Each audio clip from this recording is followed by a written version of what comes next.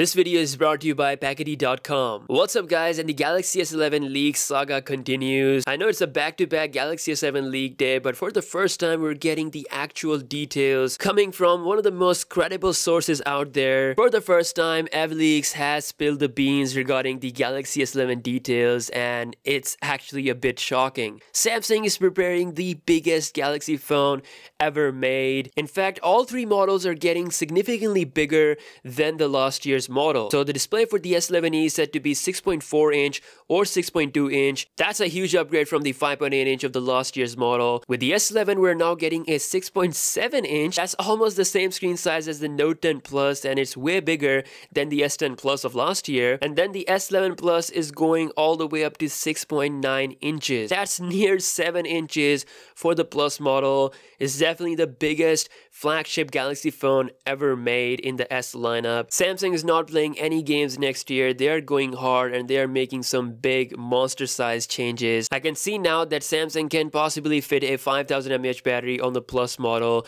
With that big size, it's definitely possible. In fact, all the models will have significantly bigger battery compared to the last year devices. He further said that there will be 5 Galaxy S11 models and all of them will rock a curved edge display. So no more flat displays. The S10e was indeed the last flat screen Galaxy phone, or I should say flat screen flagship phone from Samsung in the recent times. From now on, it's going to be curved edge all the way. And we're not sure if it's going to be waterfall display or just their traditional curved design. Again, we'll see more info. Now, both S11e and the S11 models will come in 5G and 4G variants, whereas the S11 Plus will only come with 5G. Guys, this is a huge change, a huge shakeup indeed compared to the last year's lineup. In just a year, Samsung is making a huge jump to these screen sizes. All these models are really big, and I have to say we need a phone below 6 inches. And yes, there will indeed be a phone below 6 inches. We already know that Samsung is working on the S10 Lite and Note 10 Lite models. And same could happen with the S11 family. There could be a S11 Lite that can take the 5.8 inch spot for those who want smaller screen size. I can definitely see a possibility of a smaller S11 happening, but right now we have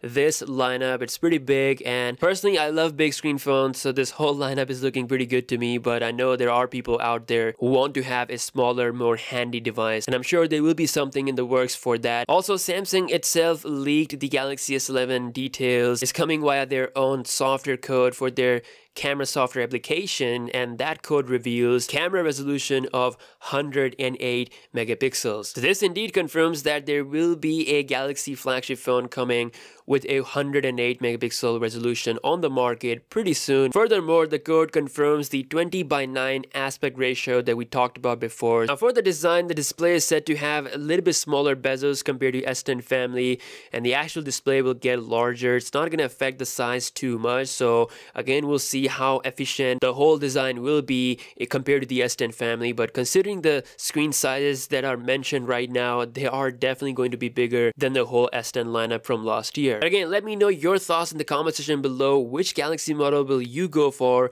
if these are indeed the sizes we're gonna get when these phones are out? Really interested to hear your thoughts. Now, a huge shout out to the sponsor of today's video, Packety.com. With Packety, you can earn a monthly passive income by utilizing your unused internet bandwidth. You can do this in 2 simple steps. First, you have to install the Packety application on your Windows or Mac OS device. The application will soon be available on Android devices. Once you open the program, you have to sign up, and once you do that, you are good to go. You don't have to do anything else. It will run in the background and use your idle internet bandwidth. You can earn up to $0.10 per gigabyte of shared bandwidth. That's $100 if you share 1000 GB in a month. You can track your earnings by logging on to Packety.com with your sign-up details, and this is an all-round really good and easy way to secure unlimited income based on the demand for traffic in your geographical location. So be sure to check out Packety.com. The link will be down below in the description. With that being said, I'll see you guys in the next one. Peace out.